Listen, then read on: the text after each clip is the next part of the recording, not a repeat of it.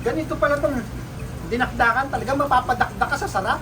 Mga kaaro, ang aking recipe ngayon ay dinakdakan nagmula sa Ilocos region. Ang ating ingredients ay pisngi ng baboy, atay, utak, onion leeks, siling pula, siling haba, ginger, bawang, sibuyas, kalamansi, asin, asukal, magic sarap, toyo, suka, oyster sauce. Panoorin nyo ako mga karo kung paano natin lutuin ang dinakdakan. Hugasan natin maigi ang ating pisngi ng baboy, siguro mga 5 beses. Lalagay po tayo ng asin. Maraming asin.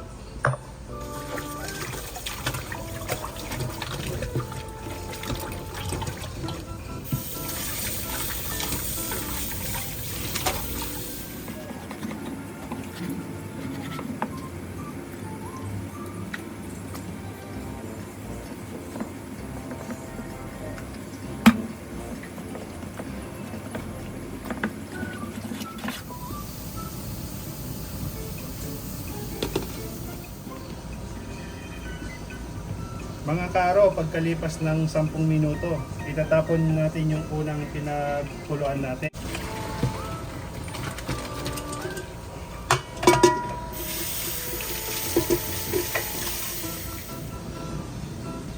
Mga karo, ito na yung second natin, pagpakulo ng baboy. Kasi yung sabaw nito, mga karo, kaya 2 beses kong pinakuluan, gagamitin natin ito para sa sabaw mamaya ng mga gulay.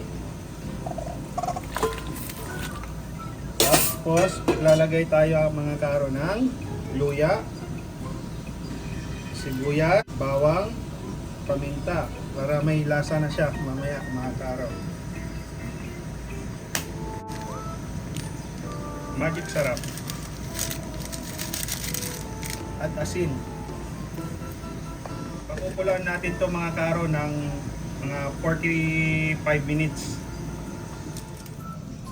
Habang pinapalambot natin yung baboy natin mga karo, gagayat na tayo ng mga ingredients.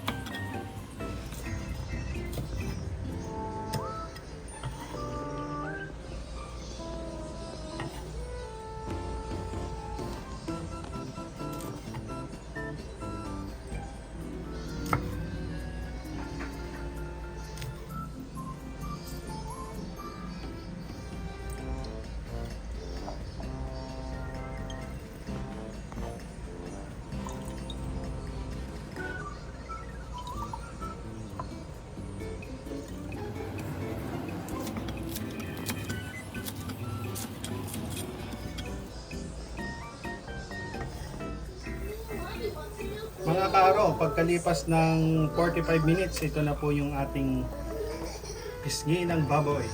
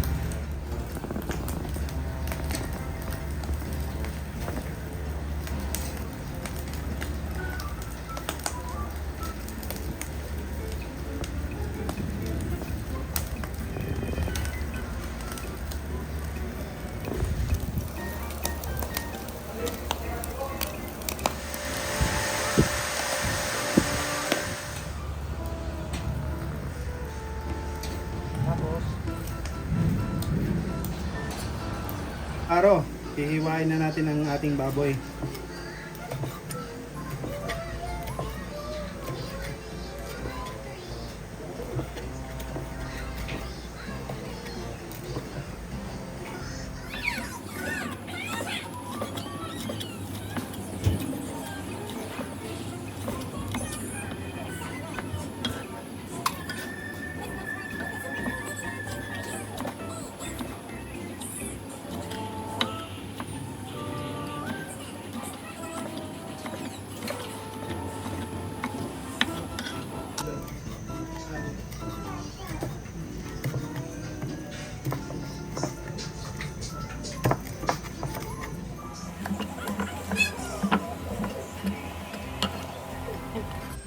Mga karo, ito po yung utak ng kalamansi,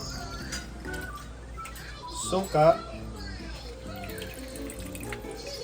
toyo, oyster sauce, paminta, magic sarap. Hahaluin po natin to mga karo. Ito yung magiging sauce natin. Mga karo, lalagay na natin yung mga ingredients natin. Luya, bawang, sibuyas, chili, onion leeks. Halo-halo na po natin yan mga karo. At ito po yung ating sauce, yung utak.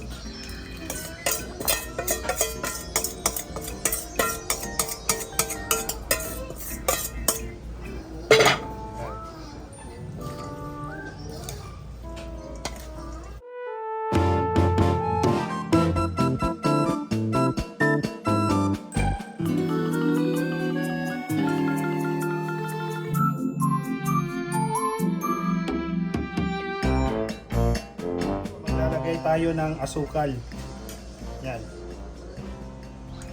Yan mga karo, ito na po yung ating dinakdakan ng Pangasinan galing Ilocos Region.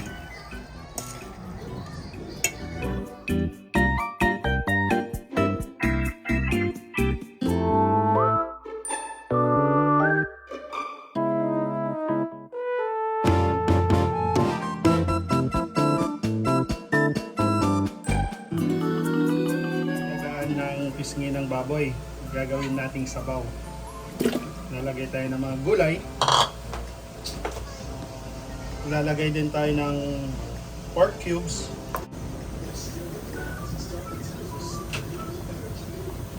Lalagay na tayo ng pichay bagyo mga karo. At bagyo beans.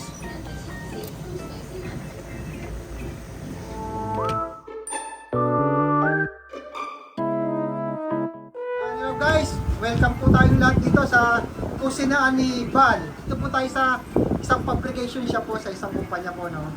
Kung saan pakakainin niya po yung mga kapatid natin lahat, mga kasama sa trabaho. Dito niyo po matitikman ang lutong Pangasinan. Ito po yung tinatawag na dinakdakan. Ayan po sa lahat ng manonood, gusto pong malaman ninyo na itong si Val ay isang alamat pagdating sa kusina. At matitikman niyo po ang dinakdakan. Na tayo para sa ating pagsasaluhan.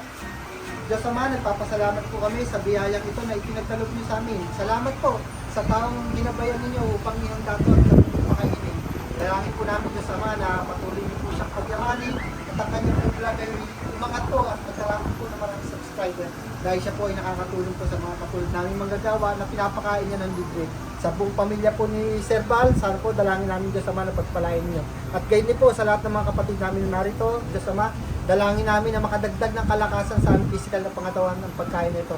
Salamat po Ama, ito po ang aming dalangin at buong pusong pasasalamat sa pangalan po ng yung bugtong na anak na aming Panginoon na tagapagligtas, Lord Jesus Christ. Amen. Amen!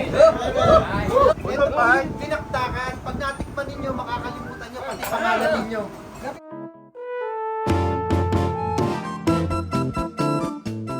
Guys, nasa syudad po tayo ha.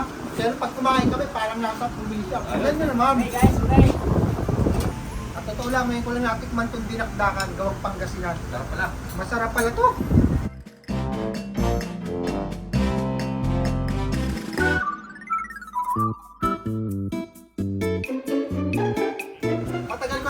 gusto na sana pakainin kami dito sa publication. Kasi napapanood ko yung kanyang mga vlog sa iba't ibang department, pinapakain niya. Ngayon, nagkaroon ng katuparan to. Talagang totoo palang napakasarap. Isang alamat sa kusina, si Val. Ganito pala itong dinakdakan, talagang mapapadakdak ka. Mga karo, ito nga po pala yung mga kasama ko sa engineering nung 2009 to 2012. Engineering namin si Rene Francisco, instructor. Sarap. Grabe, parang dinaanan ng bagyo, Brad. Ito ang tunay na realidad pagdating sa mga construction, sa mga maintenance. Talagang barako kung kumain. Tapos talaga, oh. Buha ko lang ni Bal. Ayos. Talagang salamat Bal sa mga ano. Sa mga paghahanda mo Bal. Salamat. Yung starter na kami pang finisher. Sana maulit to, maulit sana.